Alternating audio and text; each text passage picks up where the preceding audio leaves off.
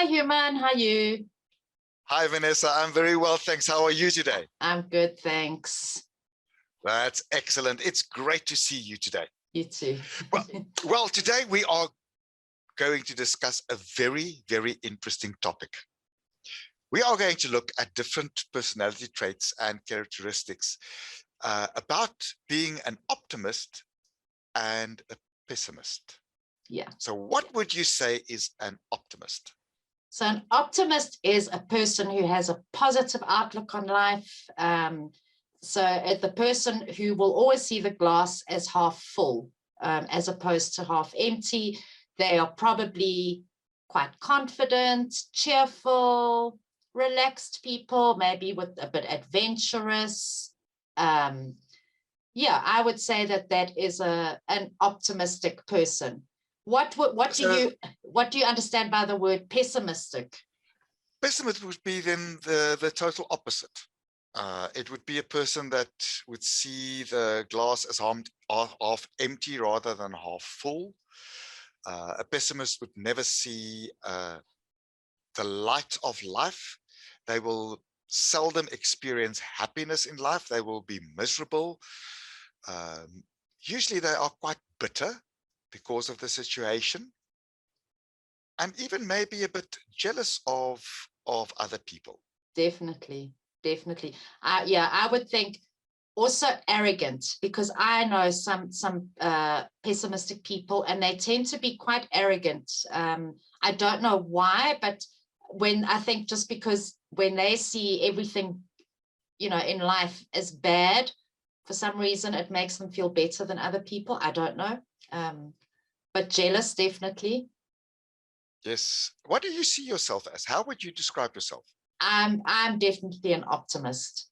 I've sort of been given a motto in life by my friends and family, and because I tend to say it'll be fine to everything. Any little problem that comes up, it's always it'll be fine. So I'm definitely an optimist. And you? What are you? I'm also an optimist. I see the good in life. I see tomorrow will be better. If today is bad, don't worry, tomorrow will be better. I strive for the future, and I think that makes me quite cheerful. Yeah. I think that makes me adventurous, and I'm quite relaxed if I am not always scared of the future. Yeah, definitely. I also think I'm quite a relaxed person, also adventurous. I'm always looking forward to doing things in the future, and planning things, whereas a pessimist probably doesn't think too much about the future or making plans for the future. It's all about. And they don't want to think about the future because something bad's going to happen. Yeah. So I would think that a pessimist could also be quite lonely as well, because they isolate themselves from, from other people. Probably, feeling they could feel lonely. Definitely. So being a pessimist or an optimist does affect the way people live. Do you agree? Definitely. Yeah, I think your outlook on life determines how you live your life, and which relates to everything in your life, your relationships, your job, your family. Okay, that's part of relationships, but money. I mean, what do you think? I agree with you. It definitely affects how people live.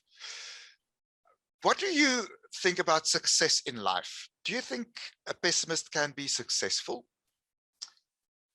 I'm probably maybe generalizing a bit, but to me, if you are constantly negative about everything in life, I don't see how you can be successful, because if you don't have a positive outlook or have, feeling positive about the future or the outcome of something, you are setting yourself up for failure before you've even started, because your outlook on life is, why bother? It's not going to work anyway. So how can you succeed at something, I totally agree with you. And this brings us to another part of our discussion. Being a realist or an idealist. Now, I would describe myself as a realist because I look at today and I set myself some reasonable goals, realistic goals, goals that I will be able to achieve. That's a good word. Thank you very much. To achieve. And an idealist strives for perfection. And I don't think everything or anything can be really perfect in life. No, definitely. If you are an idealist, and I think you maybe also get different levels of these things, because if you're an idealist that sets totally unrealistic goals, you are never going to achieve those goals. So then you are going to feel like a failure because you didn't achieve those unrealistic goals. I do think it's good to set goals that, that do make you work hard to get there, because if you just set very average goals, you will always only be average because you're just doing the bare minimum to get ahead in life. Whereas if you set goals that are a little bit difficult, then you're going to succeed. Definitely. Yeah. So the way that you see life and the way you live life as a pessimist or an optimist or a realist or an idealist affects your success, and it affects the way people live every day. It has an effect. Yes, definitely. It affects your whole life. I know some pessimistic people, and they bring down everyone around them. They almost like suck the energy out of people. And it's just horrible being around, spending a lot of time with them because they are so miserable. I don't know if you've experienced the same sort of thing. No, I definitely have. It also seems to me that someone that's pessimistic tends to be depressed. Definitely, yeah. And I like what you said in our previous discussion about these topics, that they see the world as a long, dark tunnel with no light at the end. Yeah, whereas an optimist will always see a light at the end of the tunnel, and they don't. For them, it's just dark. And I think, they probably have, with the depression comes anxiety. They could be afraid of things, afraid of planning for the future, things like that, Definitely. Do you think one is better than the other, being an optimist or pessimist, being realistic or idealistic? Do you think there's a better one of these ones? When it comes to optimist and pessimist, I would always say an optimist is better than a pessimist, just because they have a positive outlook on life. So that's got to be better than being negative.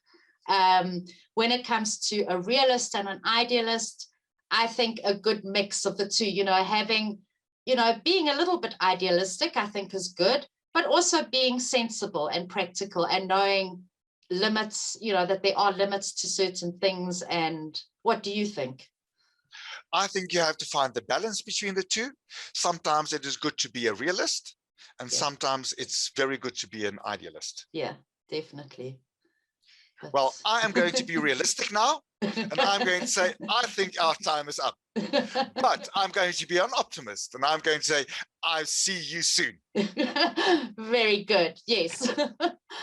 Thanks, Human. It was a great discussion. Thank you.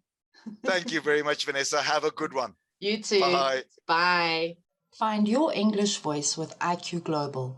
Go to our website, www.iqglobal.com, to find out more.